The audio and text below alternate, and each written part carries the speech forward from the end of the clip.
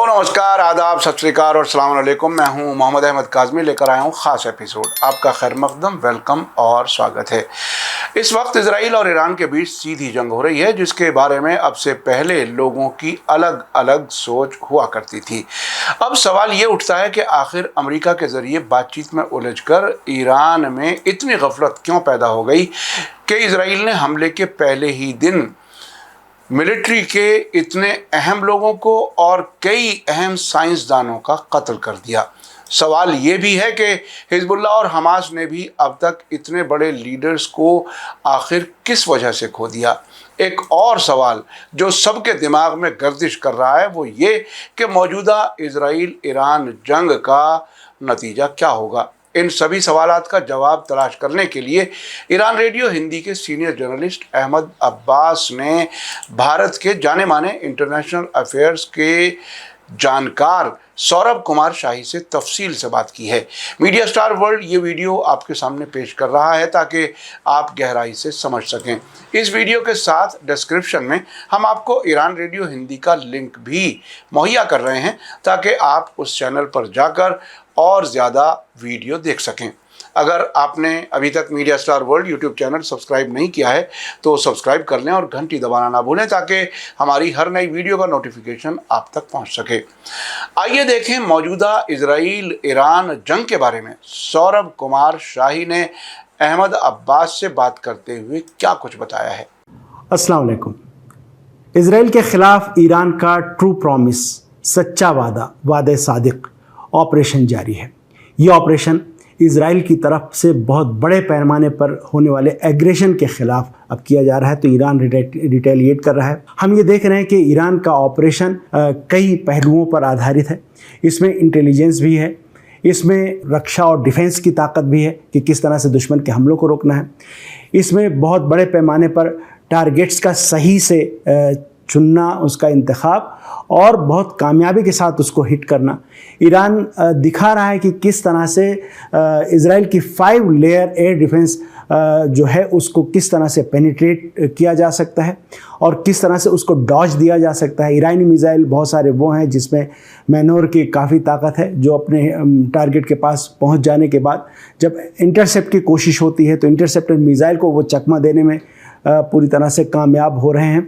और इसका पता इस तरह से चल रहा है, बल्कि ये है कि ऑनलाइन नज़र आ रहा है कि वो अपने टारगेट को जब हिट कर रहे हैं और टारगेट पर जब गिर रहे हैं तो जो धमाके हो रहे हैं और जिस तरह का वहाँ हालात पैदा हो रहे हैं वो सारी दुनिया की नज़रों के सामने है। तो इजराइल जहाँ पर ज़बरदस्त सेंसरशिप लगी हुई है उसके लिए भी इसको छुपाना मुमकिन नहीं है। तो ईरान इस ऑपरेशन को कामयाबी के साथ आगे लेके जा रहा है और उस पॉइंट तक आगे लेके जाएगा कि इजरायली घुटने टेक देंगे और अपनी हरकत पर, अपनी हिमाकत पर जो उन्होंने फ्राइडे के दिन की है या इससे पहले जो हिमाकतें की हैं उस पे वो पछताना शुरू ना कर दें। ये ऑपरेशन तब तक जारी रहेगा, ये ईरान की तरफ से ऐलान है। और बहुत जल्द हम वो दिन देखेंगे कि जब इजराइल को अपनी हिमाकत का और अपनी गलती का अच्छी तरह से अंदाज़ा हो जाएगा। अभी भी अंदाज़ा होना शुरू हो गया है, बयान आने लगे हैं, लेकिन अभी काफ़ी कुछ बाकी है। तो रूबरू में हम बात करेंगे सौरभ कुमार शाही साहब से और समझेंगे सिचुएशन क्या है और आगे हालात क्या होंगे। सौरभ कुमार शाही साहब, आपका स्वागत है रूबरू में। हम बात यहाँ से शुरू करते हैं कि इस वक्त जंग तो एक पीक पे पहुँची हुई है, बहुत बड़े पैमाने पर इस वक्त हमले हो रहे हैं। जो कुछ हुआ फ्राइडे से उसकी चीज़ें रिपोर्ट हुई, उसकी फुटेज आई, उसकी ख़बरें आई, हमने अपने प्रोग्रामों में इसके बारे में बात की। जो संडे का दिन गुज़रा और रात आई उसमें हमने देखा कि ये ट्रू प्रॉमिस 3 का जो फेज़ था, तीसरा फेज़ था, तीसरी रात का फेज़ था, हमने उसमें हमले होते हुए देखे।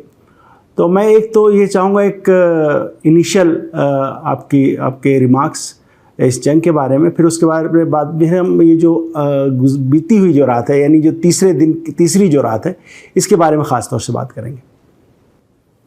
जी देखें, मुझे लगता है कि जो प्लानिंग थी वो किसी से छुपी नहीं है कि ये शॉक एंड ऑ वाली प्लानिंग थी जिस तरह का इन्होंने हिजबुल्लाह के साथ किया था।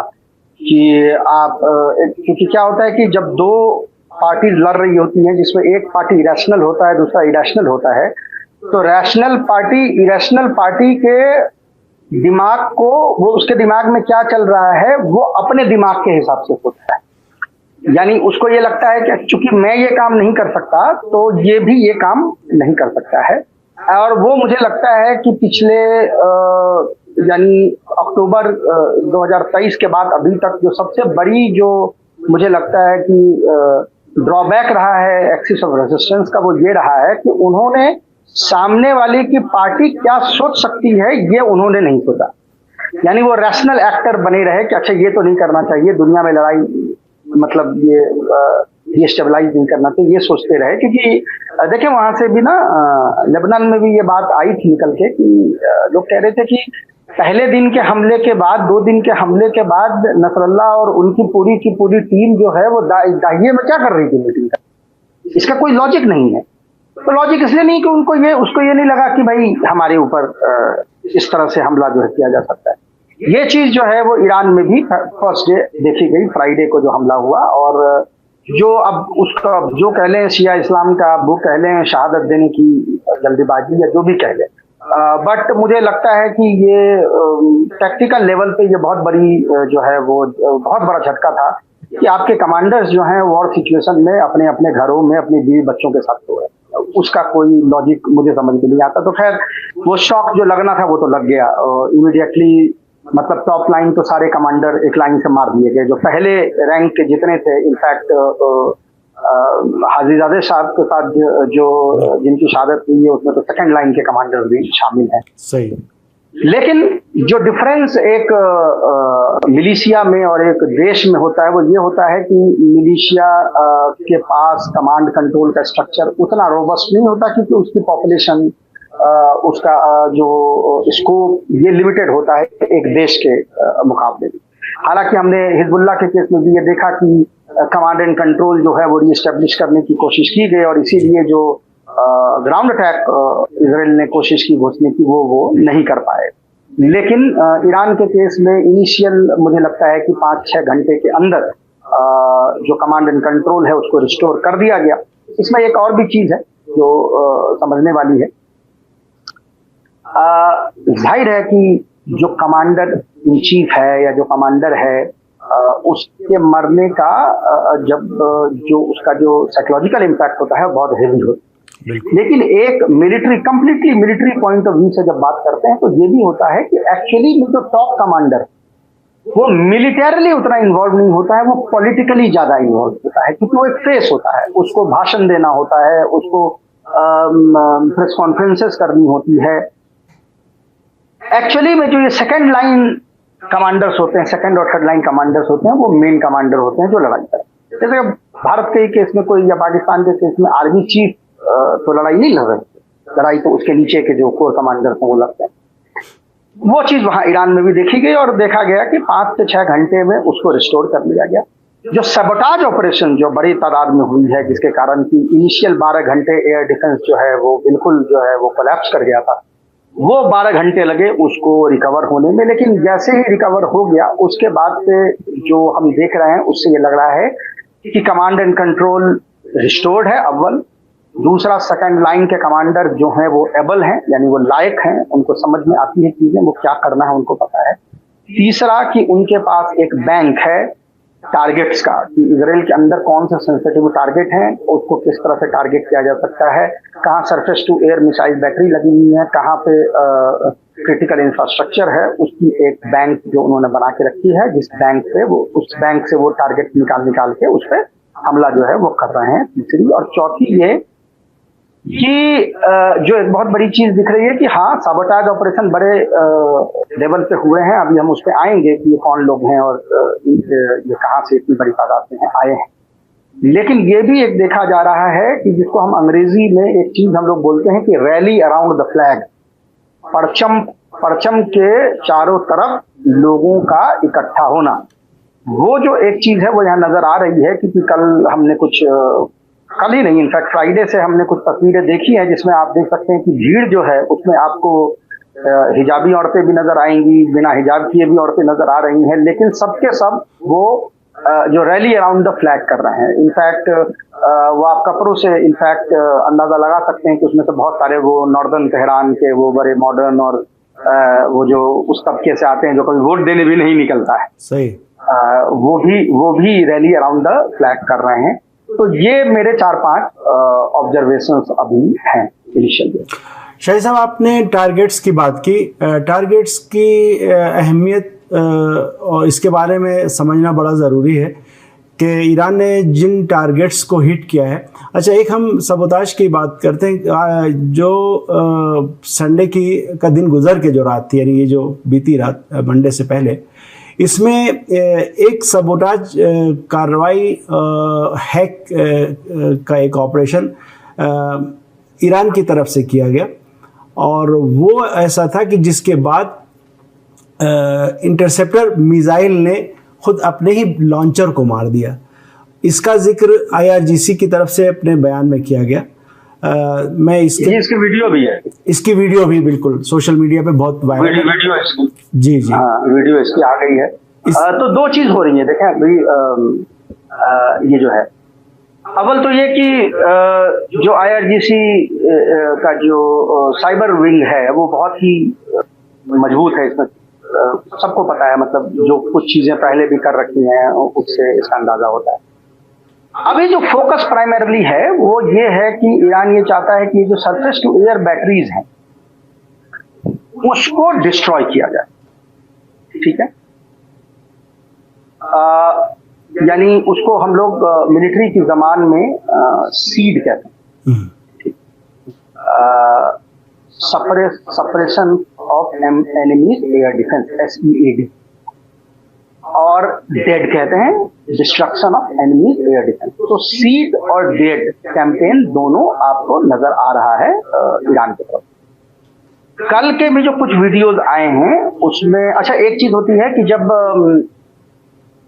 सरफेस टू एयर बैटरी जो होती है उस पर जब हमला हो रहा होता है, जैसे थार्ड है या इस तरह का कोई भी है, उस पर जब हमला हो रहा होता है और जब उसको ये लग जाता है कि ये अब मेरी तरफ आ रहा है, यानी मैं शहर को नहीं बचा रहा हूं, ये मेरी तरफ आने की कोशिश कर रहा है, तो वो ऑटोमेटेड होते हैं कि उसके पास जितनी मिसाइल होती है उसको वो फायर करता है, ठीक है। उसके दो रीजन होते हैं। अव्वल ये कि कोशिश होती है कि मैं जो मेरे पास बचे में 10-15 में मार दो, हो सकता है कोई जाके लग जाए, मेरी जान बच जाए। एक दूसरी कि मिसाइल आके अटैक अगर करेगी तो हो सकता है कि सिर्फ रडार को अटैक करे, लेकिन अगर उसमें क्या होते हैं कि स्प्रे शार्पनर्स होते हैं, यानी वो स्प्रे हो जाते हैं एरिया में, तो उसको ये लगता है कि ऐसे तो हो सकता है सिर्फ रडार हमारा डिस्ट्रॉय हो, रडार बन जाएगा, लेकिन अगर वो आ गई मिसाइल और हमारी अपनी मिसाइल जिसमें बची रह गई, तो वो जो शार्पनर के कारण क्या होगा कि हमारे मिसाइल हमको डिस्ट्रॉय कर देंगे, हमारे उसको डिस्ट्रॉय करेंगे। इसलिए वो कोशिश करता है। तो जो कल आपने 2 तस्वीरें देखी उसमें एक तस्वीर वही है जिसमें कि आपने देखा होगा कि मल्टीपल मिसाइल्स लगातार निकली, मतलब कुछ 10-12 जो है वो 1 सेकंड में, 2-3 सेकंड में है वो निकली है, और उसके बाद एक हिट जो है वहां पे हुआ है। तो ये इसको डेड कहते हैं। तो वो डेड, अभी पूरी कोशिश ईरान की डेड। पहले दिन और दूसरे दिन आपने नोटिस किया नंबर ऑफ मिसाइल्स ज्यादा मारे गए, क्योंकि आइडिया ये था कि इंटरसेप्टर्स को डिस्ट्रॉय किया जाए, इंटरसेप्टर्स को मतलब एग्जॉस्ट किया जाए। अब कल से इनफैक्ट जो कल दिन में और रात में भी छोटे बराद मारे जा रहे हैं, 35 मिसाइल, 20 मिसाइल, 15 मिसाइल, वो 100 मिसाइल वाले नहीं मारे जा रहे। कुछ लोगों को लगता है कि इसका ये मतलब है कि क्या मिसाइल खत्म तो नहीं हो रहे हैं ईरान के पास, नहीं, वो इसलिए नहीं हो रहा है, वो खत्म जो है वैसी कोई बात नहीं है। वो इसलिए होता है क्योंकि आप पहले जो है क्वांटिटी से जो आपके पुराने मिसाइल होते हैं उससे उनके इंटरसेप्टर्स को मारने की कोशिश करते हैं, उसके बाद आप कोशिश करते हैं सेकंड, फिर आपकी ये कोशिश होती है कि जब वो इंटरसेप्टर्स कम हो जाए तो फिर कम मिसाइल से, यानी क्वालिटी ओवर क्वांटिटी, कि मैं 1.5 टन की 2 मारूंगा वो लगेंगे जाके। तो अब ये चीज हो रही है, देखने को मिल रही है वहां पे। तो ये फर्दर इंक्रीज होगा, यानी इसमें जितने सरफेस टू, जैसे जैसे और डिग्रेड होता जाएगा इजराइल का सरफेस टू बैटरी, तो वो आप जो पिन पॉइंट अटैक्स हैं वो और बढ़ते जाएंगे, डिपेंडिंग ऑन ये वॉर कितना दिन चलता है। शाहिद साहब, संडे की रात, यानी संडे का दिन गुजरने के बाद जो रात आई, उसमें हमने एक तेल अवीव के अंदर देखा कि टारगेट्स को हिट किया गया ईरान की तरफ से। नेवातीम एयरबेस पर हमले हुए, हैफा पर बड़े हमले हुए। मैं चाहूँगा हैफा से शुरू करें कि हैफा में उसकी क्या अहमियत है, क्योंकि कुछ जो इसकी जो डिटेल में अगर जाइए तो ये भी लगता है कि यहाँ से यूरोप के लिए गैस की सप्लाई का भी एक अहम रूट है। इस पे रोशनी डालिए कि इस जगह की क्या अहमियत है। देखिए, दो बड़े पोर्ट थे, एलात और हैफा। एलात ऑलरेडी खत्म है क्योंकि वो अंसारुल्लाह ने उधर वो लगा रखा है, तो एलात तो उसने तो बैंक्रप्सी भी डिक्लेयर कर दी है और उसकी ट्रैफिक जो है वो पीक ट्रैफिक से 10 से 15% तक रह गई। हाइफा इनका मेन पोर्ट है, इनका इकोनॉमिक लाइफलाइन है। यहीं से सारी चीजें इनकी इंपोर्ट होती है, एक्सपोर्ट होती है। रिफाइनरीज हैं, गैस जाती है यूरोप में, साइप्रस में, ग्रीस में, तमाम जगहों पे, इनफैक्ट उर्दून में, इजिप्ट में, इन जगहों पे भी गैस जो है वो वहाँ से सप्लाई होती है। तो हाइफा इनके लिए इम्पोर्टेंट है। दूसरा ये है कि क्योंकि जोग्राफिकल एक्सपेंस इनका छोटा है, तो हाइफा के अराउंड क्रिटिकल इंफ्रास्ट्रक्चर है। यानी जाहिर है कि जहाँ से गैस एक्सट्रैक्ट होगा तो चाहते हैं कि नजदीक में ही उसकी यानी उसका जो है बॉटलिंग हो जाए और उसको पाइपलाइन में डाला जाए और वहाँ से किया जाए। तो वो जो पाइपलाइंस हैं, इलेक्ट्रिसिटी जनरेटिंग इंफ्रास्ट्रक्चर हैं, वो सब वहीं पे उसके आसपास ही महदूद हैं। तो कोशिश अगर तो जैसे इजराइल ईरानियन एनर्जी इंफ्रास्ट्रक्चर को और फर्दर टारगेट करता है, तो ईरान का फिर ये होगा कि उस एरिया पे सैचुरेटेड अटैक करें। अभी लगातार उस एरिया पे अटैक हो रहा है क्योंकि वहां जो सरफेस टू एयर मिसाइल है उसको खाली करने की कोशिश हो रही है कि इनको पहले खाली करें फिर सैचुरेटेड अटैक करें। यानी फर्दर आपने अगर 50 मिसाइल एक बार वहीं पे मार दिए तो उसमें से भाई आपने 20 इंटरसेप्ट भी कर लिए तो 30 लगने हैं। तो ये आइडिया वहां पे है। तो इसको प्रिपेयरिंग द ग्राउंड कहते हैं। अभी भी जो हम हाइफा पे देख रहे हैं वो प्रिपेयरिंग द ग्राउंड फेज में ही है। अभी भी वहां पे उस तरह से अटैक्स नहीं हुए हैं जिस तरह से वहां पे अटैक होंगे अगर ईरानियन एनर्जी इंफ्रास्ट्रक्चर को फर्दर टारगेट किया जाता है। तो ये आइडिया वहां पे नजर आ रहा है। दूसरा ये कि चूंकि एयरपोर्ट ऑलरेडी बंद है तो हाइफा ही एग्जिट का एक रूट है। अगर आप नेवल तरीके से कहीं बाहर जाने की कोशिश करते हैं, शिप से और इस तरह के जाने की कोशिश करते हैं, तो उसके भी एक ब्लॉकेड के उसको ब्लॉक करने की एक जो है कार्रवाई होगी। पर ये सब डिपेंड करता है कि वॉर फर्दर कैसे अभी खुलता है। क्योंकि देखें ऑलरेडी कल दिन से ही इजराइल अमेरिका से गुहार लगा रहा है कि आप इसमें शामिल हो जाइए, आप इसमें शामिल हो जाइए, हमारे बस का नहीं है। उनके जो नेशनल सिक्योरिटी काउंसिल के हेड हैं वो उनका मैं इंटरव्यू देख रहा था जिसमें उन्होंने कई बातें कही कि नहीं हमारा तो मकसद था कि ईरान को किसी डील के लिए प्रेशराइज है। तो डील तो हो ही रही थी, तो फिर मतलब वो बैक ट्रैक करने की कोशिश कर रहे हैं क्योंकि जो इनिशियल उनका जो टारगेट था और इनिशियल जो उनको जो ये लग रहा था कि इसका प्रोग्नोसिस क्या होगा, वो प्रोग्नोसिस उस तरीके से नहीं हुआ। तो सरेंडर वो समझ रहे थे कि पहले अटैक के बाद ईरान सरेंडर की पोजीशन में आ जाएगा। हाँ एग्जैक्टली। तो वो चूंकि प्रोग्नोसिस उस तरीके से नहीं हुआ जिस तरह से वो चाह रहे थे, तो उसमें हम वो बयान में वो रिफ्लेक्ट होता हुआ दिख रहा है। जी, नेवातीम की अहमियत के बारे में अलबत्ता चूँकि ये नाम बहुत बार आ चुका है पिछले महीनों से, चूँकि इन्वॉल्व है ये जो जंगें हो रही हैं और जो कॉन्फ्लिक्ट चल रही है उसकी वजह से। मैं चाहूँगा एक बार फिर से इसके बारे में आप बताइएगा। उसके अलावा ईरान ने पिछले दिनों में तेल अवीव में एटॉमिक रिसर्च सेंटर को निशाना बनाया, वाइजमैन जो फैसिलिटी उसको निशाना बनाया। इसके अलावा एक चीज़ ये हुई कि एक शेल्टर ढह गया, यानी मिसाइल हिट हुआ, डायरेक्ट हिट हुआ या कहीं और हिट हुआ, इसकी डिटेल अभी मेरे जहन नहीं है, लेकिन शेल्टर का ढह जाना ये एक बड़ा वाकया माना जा रहा है। इस पर रोशनी डालिएगा। जी, तो पहले शेल्टर वाली बात पहले कर लेते हैं। वो जो है वो कल रात हुआ है और जगह का नाम है पेता तिकवा। वो एक टाउन है इजराइल में, पेता तिकवा। वहां पे एक शेल्टर पे मारा गया है। देखें, शेल्टर कोलैप्स होने का साइकोलॉजिकल इम्पैक्ट बहुत होता है। इसमें तो कोई दो राय नहीं है कि कैजुअलिटीज जो हैं वो आपको ईरान में ज्यादा देखने को मिलेगी इजराइल के, क्योंकि ईरान में उस तरह का कि वो लाइफ नहीं है ईरान का कि वहाँ शेल्टर में लोग रह रहे हैं और उस तरह की चीजें का। इजराइल ने 75 साल से शेल्टर बना रखे हैं और उस तरह की चीजें हैं, तो जाहिर है कि जानो माल का डायरेक्ट नुकसान इजराइल पे नॉर्मली कम होता है। लेकिन उसकी जरूरत नहीं होती। वहां साइकोलॉजिकल इम्पैक्ट काम करता है कि अगर आपने एक दो भी इस तरह के शेल्टर्स ढा दिए तो सडनली लोगों को ये लगने लगेगा कि वो शेल्टर में महफूज नहीं है। कल एक और चीज जो देखने को मिला है सुबह से कि कल साइकोलॉजिकल ऑपरेशन बहुत IRGC की तरफ से किए गए, जिसमें ये बोला गया कि मिसाइल छूटने वाली है और मिसाइल छूटी नहीं जी। तो वो है कि वो बार बार लोग अंदर जा रहे हैं फिर आ रहे हैं, फिर वो जा रहे हैं फिर आ रहे हैं। तो वो जो साइकोलॉजिकल इम्पैक्ट है कि जब आप खेलते हैं या डेकॉय छोड़ दिया, 4 डेकॉय मिसाइल हुए, यहाँ पर इसने रजिस्टर किया कि मिसाइल जो ईरान से उड़ी है, पता चला वो डेकॉय था। तो इस तरह की भी चीजें की जा रही है, तो वो उसका आइडिया साइकोलॉजिकल इम्पैक्ट का है। अभी मैं चैनल 13 देख रहा था इजराइल की, और उसपे जो उनके सेटलर्स हैं, ये जो इलीगल सेटलर्स हैं, उनके जो लीडर हैं वो कह रहे थे कि ये जो मंत्री हैं ये अपने बच्चे और बीवियों को परमानेंट हार्डन शेल्टर में रखे हैं और हमें छोड़ दिया है इन्होंने यहाँ पे ये भुगतने के लिए। तो इस तरह की चीजें जो है वहां पे आपको सुनने में नजर आएगी। तो आइडिया ये है ईरान का भी कि अगर तो तुम हमारे सोसाइटी में शॉक एंड ऑल आने की कोशिश कर रहे हो, सोसाइटी के एक हिस्से से तुम सबोटाज करवा रहे हो, तो हमारी भी ये कोशिश होगी कि सोसाइटल प्रेशर तुम्हारे यहाँ भी जनरेट करें, और ये उसका रीजन है। जो वाइजमैन सेंटर और मिलिट्री रिसर्च के सेंटर्स हैं उनको टारगेट किया गया क्योंकि ईरानियन साइंटिस्ट को असैसिनेट किया गया है। अगेन वो भी देखें, मैं कई लोगों ने मुझसे ये इंडिया में पूछा है, 5 लाख के आसपास इंजीनियर जो हैं वो ईरान के अंदर है। 25,000 इंजीनियर सिर्फ और सिर्फ न्यूक्लियर साइंसेस की पढ़ाई करते हैं।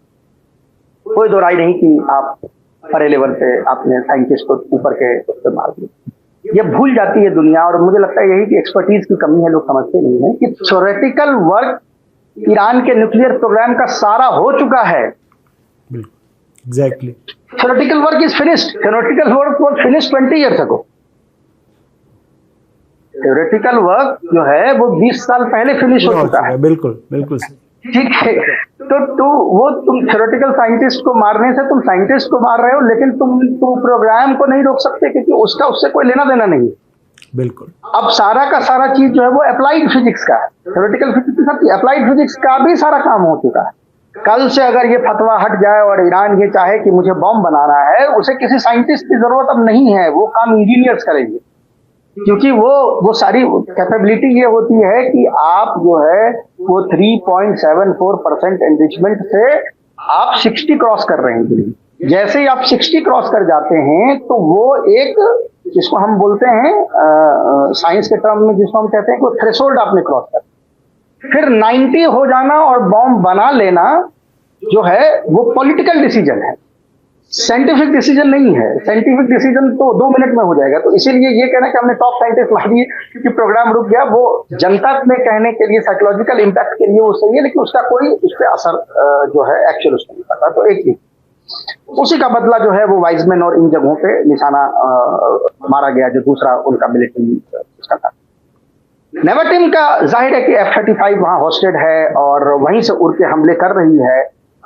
तो नेवाटिम के उनके यानी रडार सेंटर, उनका कमांड एंड कंट्रोल, उनका एयर स्ट्रिप, उसको बार बार निशाने बनाने से ये जो रेड्स, एयर रेड्स जो इजराइल करता है उसको डिसरप्ट जो है किया जा सकता है। In fact first day, second day, third day में ऑलरेडी हमने फ्राइडे, सैटरडे और संडे के जो रेड्स के नंबर ऑफ रेड्स थे उसमें हम ऑलरेडी नजर आपको आती जा रही होगी। बिल्कुल।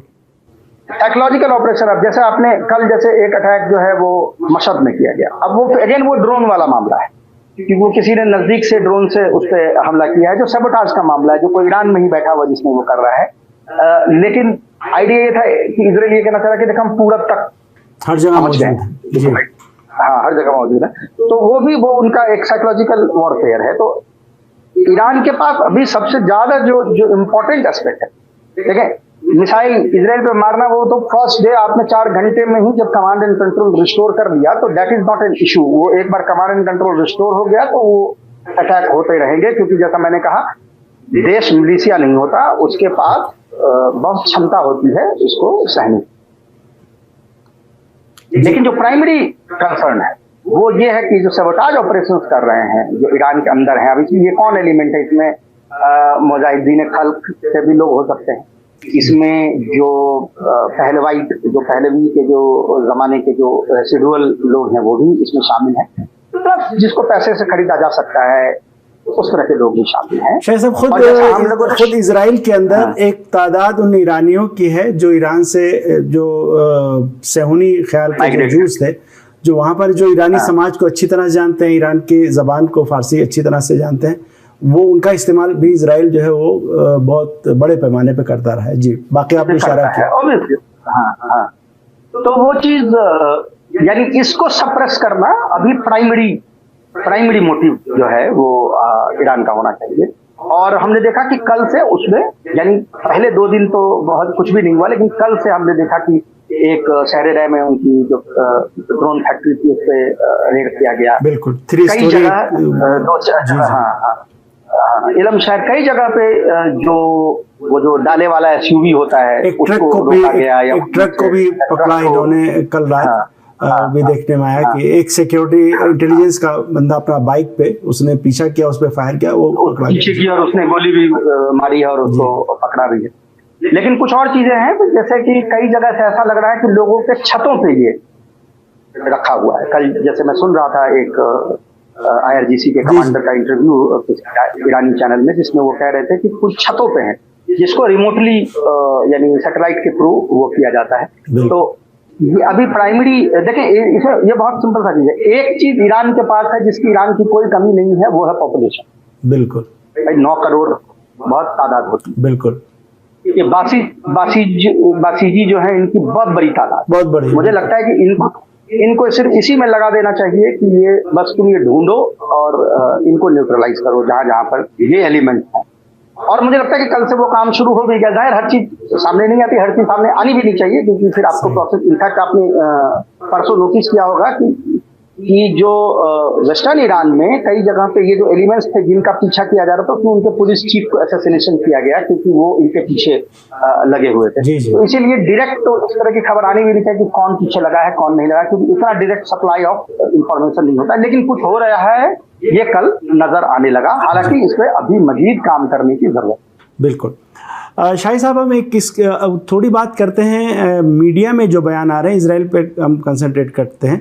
मीडिया किस तरह से क्या नैरेटिव लेके चल रहा है, उसके अलावा आपने वहाँ के नेशनल सिक्योरिटी एडवाइज़र की बात की, उनका जो बयान है, हम एक चीज़ ये देख रहे हैं कि कई महीनों से जो बयान आए हैं और जिस तरह की गतिविधियाँ की गई हैं, जैसे अमेरिका की तरफ से आए, वो उसमें एक तरह से ऐसी फ़ज़ा पैदा करने की कोशिश की है कि जिसमें सामने वाला उसका जो ठोस फैसला है वो कमज़ोर पड़ जाए, लेकिन नहीं लग रहा है कोई और गुंजाइश है बच जाने की, बातचीत से हल हो सकता है, और इस तरह जैसा कि इशारा वो दे रहे हैं।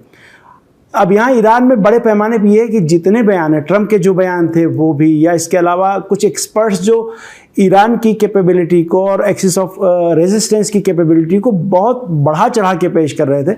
एक यहाँ तबसरा ये है कि जानबूझ के लोगों को गलतफहमी में डालने की कोशिश थी कि आप मुतमईन रहें कि आपसे लोग डरे हुए हैं और आपके ख़िलाफ़ कार्रवाई नहीं होगी।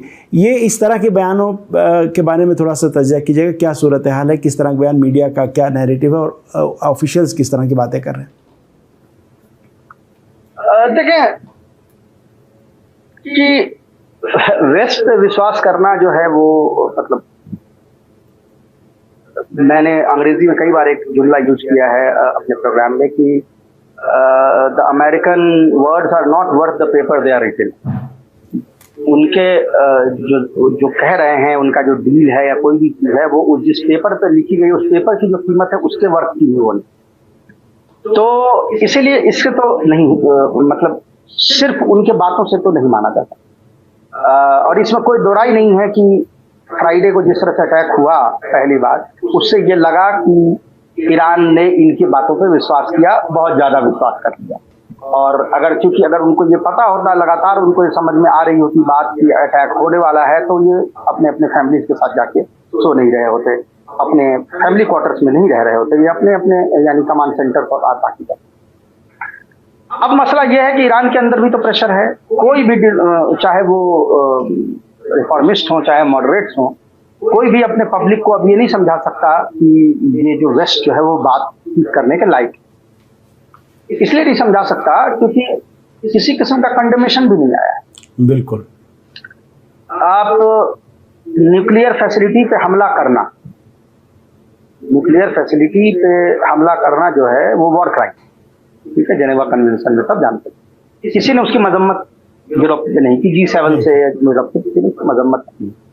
ऐसे सूरत हाल में ईरान का वो परसेंटेज ऑफ पॉपुलेशन जो वेस्टर्न मीडिया देखता है, जो रेडियो फर्दा सुनता है, जो BBC पर्शियन देख के बड़ा होता है, जिसके दिमाग में गोबर है, और उसकी बहुत बड़ी तादाद है ईरान में उस पॉपुलेशन की, उसको भी अभी एकाएक समझ में नहीं आ रहा है कि हमारे साथ क्या हो रहा है। अब कार बॉम्ब वली असर पे फटेगा तो उसमें तो कोई भी मारा जा सकता है ना, उसमें तो जो नॉर्दर्न तेहरान में रहने वाले हैं ये भी मारे जा सकते हैं, बिल्कुल जाहिर है। तो अब उनको समझ में नहीं आ रहा है कि क्या हो रहा है। जब 15 साल से 20 साल से लोग उसको समझाने की कोशिश कर रहे हैं तो वो नहीं समझ रहा है। तो जैसा मैंने कहा कि इन चीजों का अब इंटरनल इम्पैक्ट भी बहुत ज्यादा है। इंटरनल इम्पैक्ट ये है कि अब कोई भी गवर्नमेंट मजाकरात से डरेगी, अव्वल तो ये। दूसरा ये कि प्रेशर ये अब हुकूमत पे बनता जाएगा कि आप न्यूक्लियर वेपन एक लेके रखिए। भाई नॉर्थ कोरिया पे कोई क्यों नहीं अटैक कर रहा है, तो वो चीज प्रेशर बनती जाएगी और ये मुश्किल होता जाएगा गवर्नमेंट के लिए कि इस प्रेशर को रेसिस्ट करे, अव्वल तो। दूसरा ये कि इजराइल की तरफ से जो वो मिक्स बैग बयान आ रहे हैं उसमें इसमें कोई दोहराई नहीं है कि इन्होंने मिसकैलकुलेट किया है, लेकिन अभी तक एग्जिट का कोई बयान नहीं आया। अभी तक वो ये नहीं कह रहे हैं कि लड़ाई जो है रुकनी चाहिए, वो अमेरिका को कह रहे हैं कि हमें मदद करो, लड़ाई रुकने की बात वो अभी तक नहीं कह रहे हैं। तो ये एक इम्पोर्टेंट नुकता है इसमें डिफरेंस करना। तो इसीलिए लड़ाई फर्दर अभी एक्सपैंड होगी। उनको ये उम्मीद है कि ज्यादा जैसे होता जाएगा तो अमेरिका इसमें शामिल होगा, ऐसी उसकी वो उम्मीद जता रहे हैं। शामिल होगा या नहीं कह सकते एज ऑफ नाउ, लेकिन इतना जरूर है कि अमेरिका में भी खासकर जो मागा क्राउड है उसका प्रेशर, आप अमेरिका में देखिए पिछले 3 दिनों से मागा क्राउड जिस तरह से हमले कर रही है ट्रंप के ऊपर में और वांस के ऊपर में, वो भी अनप्रेसिडेंटेड है। भाई तुमको इसलिए थोड़ी ना लेके आया गया था कि तुम ये करो, और इसीलिए बार बार ट्रंप को कहना पड़ रहा है कि हम इन हमलों में शामिल नहीं हैं और हम तो सिर्फ बचाव की कोशिश में है और फलाना है। तो again as a side words की कोई कीमत रह नहीं गई है। अब इसका डिप्लोमेटिक मैनूवर किस तरह से करेंगे, अब पजश्कियान के साथ भी मसला है कि अब उनका जो बेस है वो वही बेस है जो चाहता है कि नहीं वेस्ट के साथ अच्छे संबंध होते हैं, लेकिन अब उसको कन्विंस करना कि भाई ये इनके साथ क्या अच्छे संबंध होंगे, जो एक मजम्मत भी नहीं कर सकता है, तो उसके साथ अच्छे संबंध क्या होंगे। आइए की मॉनिटरिंग जब ये क्लियर हो गई कि वो इंफॉर्मेशन डायरेक्ट सप्लाई कर रहा है इजराइल को, उसके साथ मॉनिटरिंग में क्या होगी, क्या कैपेबिलिटी रहेगी, कैसे IAEA का बहुत ज्यादा जो है वो मुश्किल में पड़ जाएगा। ऐसा नहीं कि इसमें रास्ता नहीं है, ईरान के हम IAEA से नहीं करवाएंगे, रशियन और चाइनीज जो है वो मॉनिटरिंग होगी और आप उसको देखिए। मॉनिटरिंग तो वैसे ही मॉनिटरिंग है, और लेकिन हम IAEA को नहीं करेंगे, उस पर हमको एतमाद जो है वो मेरा खत्म हो गया। तो इस अभी जो पॉलिटिकल फील्ड है वो बड़ा, जिसको हम लोग कहते हैं ना, वो एक धुंधलेपन में है, उसमें समझ में नहीं आता है कि उसमें क्या होगा।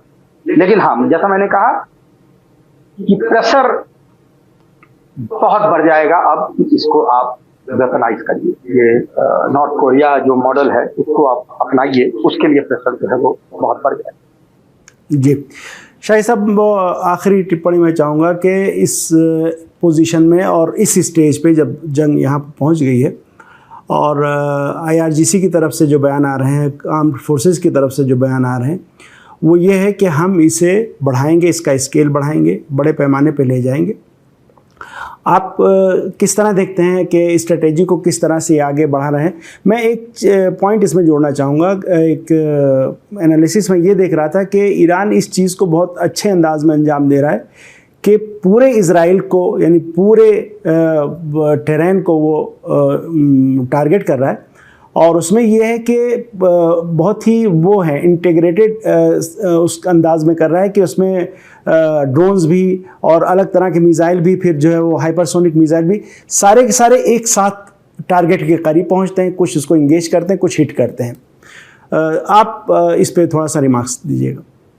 देखिए वो तो टैक्टिक वही है कि जैसा मैंने कहा कि ऑब्वियसली एक मिक्स आप भेजते हैं। अभी भी मोस्ट मॉडर्न और मोस्ट डिस्ट्रक्टिव मिसाइल्स यूज नहीं किए गए हैं। फतह 2 जो है मेरे ख्याल से मेरे ख्याल से कभी यूज हुआ है नहीं हुआ है, जो है खैबर शिकन 2 1-2 यूज हुआ है नहीं हुआ है। मोस्टली अभी भी जो फर्स्ट लाइन के जो मिसाइल्स हैं वही यूज किए गए, क्योंकि जैसा मैंने कहा आइडिया अभी है सीड और डेड का, जो हम बार बार सीड और डेड की बात कर रहे हैं, suppression of enemies air defence and destruction of enemy air defence. Only when that is achieved कि फिर आप हाई कैलिबर यानी फिर आप 2 टन 2.5 टन के मैक्सिमम मिसाइल मार, अभी 1.5 से 2 टन वाली मिसाइल 1 या 2 मारेगा। सही है। छोटे पेलोड के मिसाइल पहले दिए जाते हैं, उसको इंगेज करता है, उससे जगह खाली होती है। बार बार वीडियो में सेम चीज देखते होंगे कि सरफेस टू एयर मिसाइल जा रहा है उसको इंगेज करने के लिए, और उसके बीच में एक हाइपरसोनिक मिसाइल जो है वो स्ट्राइक कर रहा है। Surface to air missile supersonic है, जो मिसाइल हिट कर रहे हैं वो हाइपरसोनिक है, तो उसके दोनों का आपस में कोई मुकाबला नहीं है। लेकिन वही बात है कि आप उसको वॉर को अगर फर्दर एक्सपेंड होगा उसके लिए आप उसको बचा के रखते हैं।